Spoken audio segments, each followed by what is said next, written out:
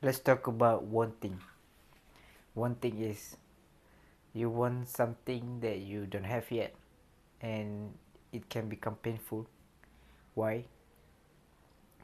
Because when you're wanting it, it will come from your desire and coming from the lack where you don't have it, and it's on the same coin, just on the different side, which is desire and lack.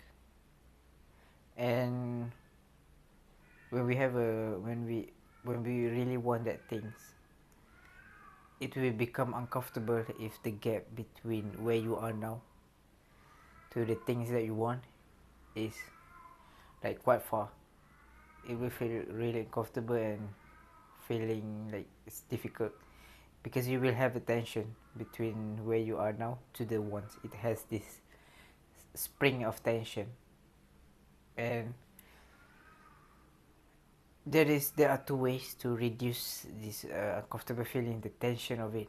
First of all, is you remove the want altogether. You don't want anything, and this the bad thing about this thing is you will settle for less.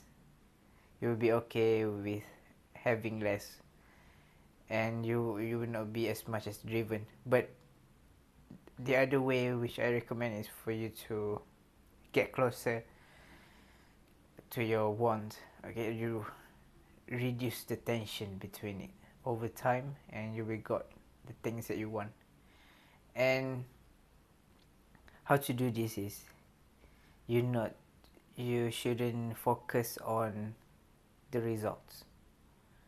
You should focus on the action itself, the things that is what I call simple disciplines. When you're doing it over time, you will create a result. But don't think about the result yet. Just thinking about yourself where you are is sitting on the success curve and not get dragged down by error judgment by this gravity that we can cause you failures.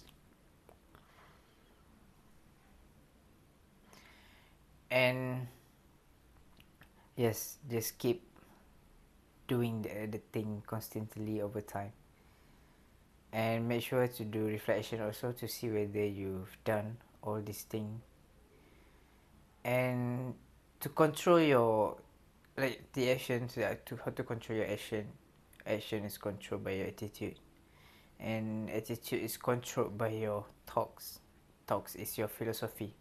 So talks is the first thing that you want to look at if you want to improve your life. And to change thought is to have a philosophy. If there's people who has philosophy, for example, like do the thing and you shall have the power, what this person will do is he will try to in every way to take an action on what he or she has just learned. And if you're coming from a person who has a philosophy of doing the simple disciplines over time, and when it's compounded it will create a massive result, you will find a way also to not doing doing the things and be slightly uncomfortable early on, because you will become comfortable later on. And that's an important thing. This philosophy is really powerful, and you have to think about it all the time, because it can guide you to take the correct action. For example, if you're in coffee shop, you see a lot of cakes, but you have a slight age. You have this philosophy of error judgment, and you really taking care of your health. You don't want to eat a lot of sugary food, because maybe at that time you have a vision that you want to have a healthy body for that year, and your slight age will tell you, your philosophy will stop you from doing that thing and instead opt for something healthier. Thanks.